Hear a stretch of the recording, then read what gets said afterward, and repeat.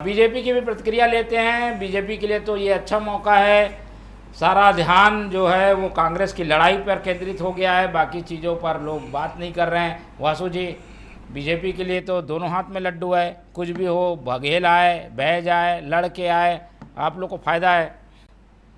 तो मोहन जी देखिए, ये कोई नई बात थोड़ी ना है कि कांग्रेस में आपसी गुटबाजी है। ये तो इनकी खुद की कमेटी इस बात को स्वीकार कर चुकी है। जो लोकसभा चुनाव के बाद कांग्रेस के राष्ट्रीय नेतृत्व ने फैक्ट फाइंडिंग कमेटी बनाई थी, उन्होंने विधानसभा लोकसभा चुनाव का जो आकलन किया कि हमने क्यों चुनाव हारा, क्योंकि हम इतने अच्छी मजबूत स्थिति में थे, तो उनकी कमेटी ने स्वीकारा कि हमारे नेता आपस में बटे हुए हैं, चरम सीमा में गुटबाजी कांग्रेस में है। ये तो उनकी कमेटी ने स्वीकारा। अब कांग्रेस के नेता घूम घूम के अलग बात है, कहते रहे कि नहीं हमारे यहाँ सब एक है, कलेक्टिव लीडरशिप है। तो आपकी कमेटी ने इस बात को क्यों नहीं माना कि कलेक्टिव लीडरशिप होने के बावजूद भी हमारे हैं? तो ये कांग्रेस में डबल स्टैंडर्ड। दूसरी बात, अमित जी कह रहे हैं कि दीपक बैस जी के नेतृत्व में पार्टी लगातार और 3 महीने के अंदर प्रदर्शन किया।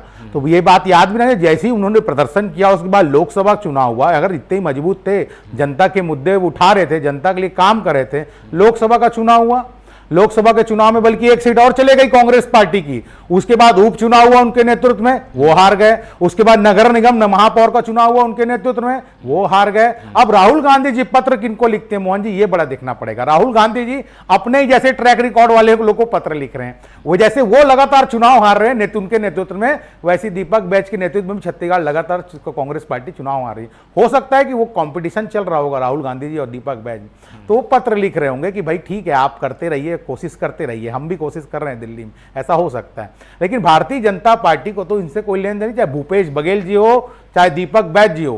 भारतीय जनता पार्टी तो अपना काम करती है, जनता से किए गए वादे पूरे कर रही है और धरातल में उतर के काम करती है। और इनकी पार्टी में तो इनके जिलाध्यक्ष ने स्वयं कहा है राहुल गांधी जी के पास जाके कि छत्तीसगढ़ में संगठन आधारित पार्टी खत्म हो गई है, नेता आधारित पार्टी बची है।